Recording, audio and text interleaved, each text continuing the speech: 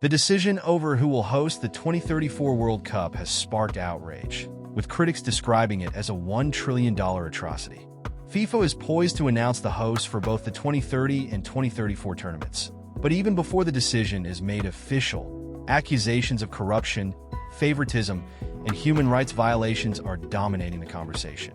For 2030, the hosting rights are expected to go to a joint bid from Morocco, Spain, and Portugal. While the collaboration between these three nations has been largely celebrated, the same cannot be said for Saudi Arabia, the only contender for the 2034 tournament. FIFA's decision-making process has come under heavy scrutiny, with critics arguing it lacks transparency and prioritizes money over fairness or ethics. The vote, which will take place during a virtual FIFA Congress, is essentially a formality. Neither bid has a rival, leaving no room for genuine competition.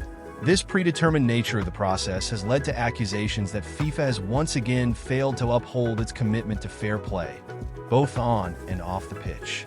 The 2026 World Cup, set to be co-hosted by the USA, Canada, and Mexico, offers a stark contrast to the controversy surrounding 2034.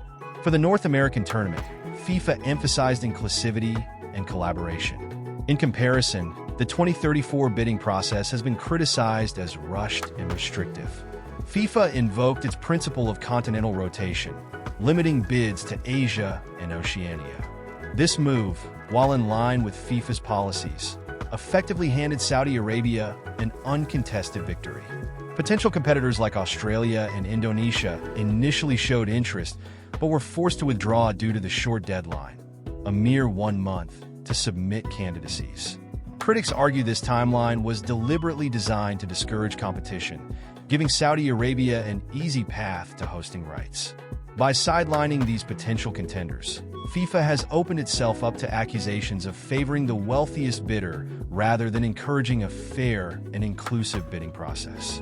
Saudi Arabia's bid is part of a larger strategy led by Crown Prince Mohammed bin Salman, who has used sports as a tool for global influence. The kingdom has poured billions into hosting high-profile events, including Formula One races, boxing matches, and the WTA finals. The centerpiece of its World Cup bid includes a futuristic stadium in the $1 trillion megacity of Neom and the massive 92,000-seat King Salman Stadium in Riyadh. These projects promise state-of-the-art facilities, but they also raise questions about sustainability and feasibility. Logistical challenges are another major concern. The tournament is set to take place during the Northern Hemisphere's summer, where temperatures in Saudi Arabia can soar to unbearable levels. This mirrors the issues faced during Qatar's 2022 World Cup, which had to be rescheduled to the cooler months. To complicate matters further, Ramadan will occur in December 2034, potentially disrupting player preparation and scheduling. But it's not just logistics that have critics worried. Saudi Arabia's human rights record has become a central issue in the debate. Allegations of mass executions, torture, and severe restrictions on women's rights and free expression have drawn global condemnation. Rights groups argue that awarding the World Cup to Saudi Arabia amounts to legitimizing these practices and risks tarnishing the reputation of the tournament itself. Amnesty International has been vocal, stating that the lack of meaningful reform in Saudi Arabia makes the bid a predictable human cost. Steve Cockburn, Amnesty's head of labor rights in sport, has warned that without credible guarantees, the 2034 World Cup could exacerbate existing issues. Migrant workers will face exploitation, and many will die, he said. By ignoring clear evidence of human rights abuses, FIFA risks bearing responsibility for these violations. The pushback has already begun.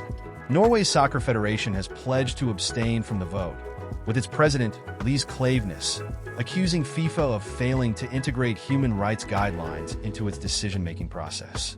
Klaveness' statement underscores the growing frustration among football associations and fans alike. For many, this is not just about hosting rights, it's about the values the sport represents. While the 2034 World Cup faces mounting controversy, the 2030 tournament offers a moment of celebration and reflection. Marking the centenary of the first-ever World Cup held in Uruguay, the 2030 edition will feature an unprecedented structure spanning 3 continents. Uruguay, Argentina, and Paraguay will each host a single match, symbolizing the tournament's South American origins.